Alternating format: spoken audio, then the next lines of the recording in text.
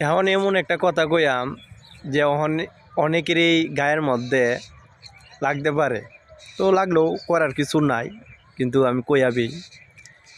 সবাই কয় খালি ধনীরা দুর্নীতি করে, গরিবরা দুর্নীতি করে না। যে যে জায়গায় আছে সেই জায়গায় যে কাজটা করে ছোট্ট হোক সেটাও দুর্নীতি। আপনি মনে করেন রিক্সার ভাড়া বেশি নিলেন, এটাও এক ধরনের দুর্নীতি। আপনি মাফে কম দিলেন, এটাও দুর্নীতি। মানে ছোটো ছোটো যে জিনিসগুলো আছে এটাও কিন্তু দুর্নীতি। বড় লোকেরটা বড় দুর্নীতি আর ছোটো লোকেরটা ছোটো দুর্নীতি, মানে দুর্নীতি সবই।